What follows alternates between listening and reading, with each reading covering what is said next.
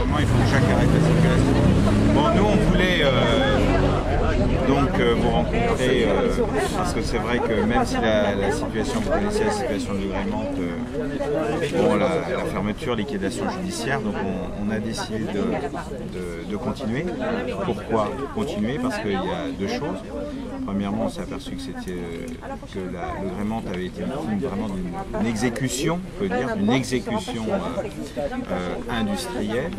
Deuxième chose, on s'aperçoit que les salariés, ils sont toujours... certains viennent simplement d'obtenir leur allocation chômage. La majorité n'a toujours pas de travail, c'est-à-dire qu'ils n'ont pas fait l'objet d'aucun plan de reconversion, ce qui est absolument scandaleux. Donc on peut dire qu'ils ont eu la double peine. Et troisièmement, écoutez, on est dans une situation aujourd'hui, on le disait très fortement avant, mais maintenant on est réconforté par le président de la République qui est venu à Eurocopter en disant qu'il voulait porter une nouvelle ambition industrielle pour notre pays avec 4 objectifs, augmenter de 25% la production industrielle, pérenniser l'emploi industriel, favoriser un retour durable de la balance commerciale industrielle, etc., et augmenter de 2% la part de la valeur ajoutée industrielle européenne. Donc la question qu'on pose très simplement, est-ce qu'on va pouvoir le faire en supprimant les fleurons de notre industrie et spécifiquement dans les Bouches-du-Rhône? Alors le Grémente en est une, puisque c'était la seule effectivement qui faisait de l'acide tartrique. Je suppose qu'il faut continuer à faire de l'acide tartrique. On en a besoin. Les vignerons n'ont pas disparu, l'industrie pharmaceutique, etc. Mais ce qu'on s'aperçoit, c'est qu'à travers le Grémente, il y a aussi toute une série d'autres entreprises. Azur Chimie qui a fermé sur Port-de-Bouc, qui aussi était un des fleurons qui ne connaissait pas d'ailleurs de situation difficile. Donc les élus communistes et républicains qui sont des gens responsables, pensent que nous ne pouvons pas laisser faire. On ne peut pas laisser faire, premièrement, parce que la crise s'approfondit. Deuxièmement, parce que je ne vois pas comment on va construire d'autres filières industrielles en abandonnant celles qui ont déjà été utiles et qui sont déjà pérennisées, je rappelle, depuis 1784 pour celle-ci, pour 100 ans pour celle d'Azur Chimie à Port-de-Bouc, qui était avant Abdelmar et puis à Tokem.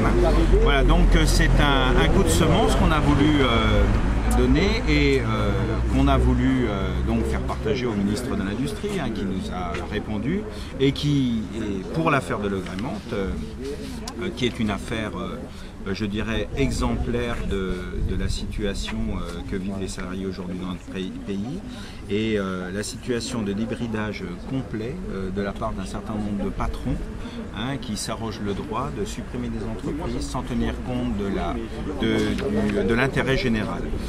Donc on a voulu alerter le ministre qui vient de nous répondre en nous disant qu'il allait qu'il allait mettre les services compétents pour savoir effectivement faire le point sur le dossier. Nous, ce qu'on demande sur ce dossier, c'est d'avoir vraiment des réponses, c'est-à-dire qu'est-ce qui a justifié finalement la fermeture de cette entreprise.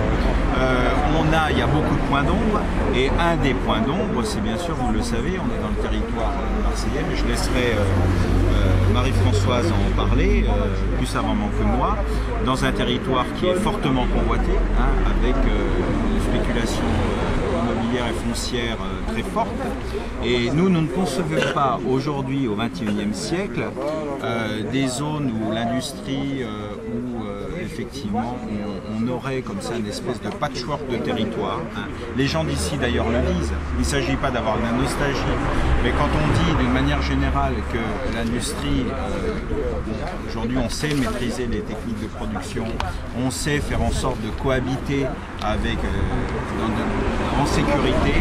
Donc plutôt la question c'est de se creuser la tête, comment est-ce qu'on aménage, comment est-ce qu'on développe les potentiels qu'on a, plutôt que de les supprimer. Et la responsabilité publique, celle du préfet, est engagée sur cette question.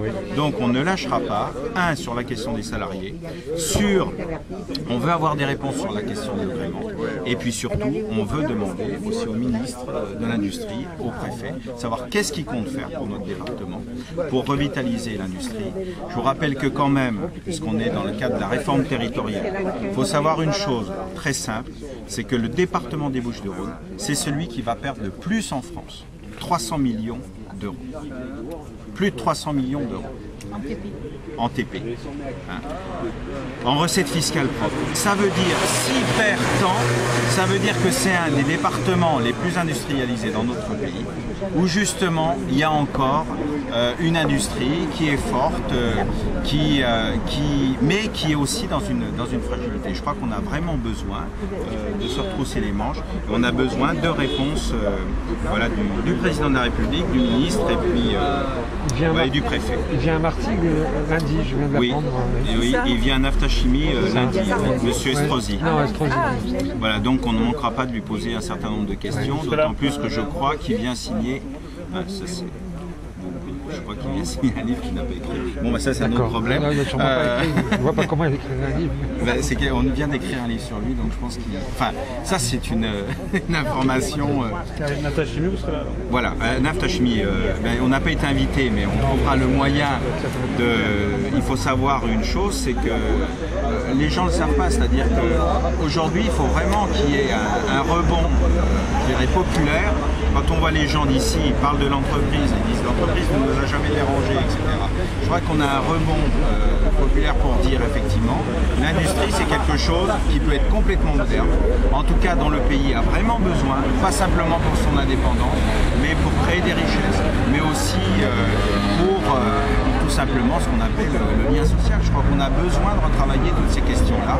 Et c'est pour ça que les élus communistes sont là, la sénatrice, le président du groupe de Marseille, Jean-Marc Roula qui va nous rejoindre, et Michel Vaxès qui est excusé, qui est au Parlement, qui est député aujourd'hui. Et peut-être Marie-Françoise.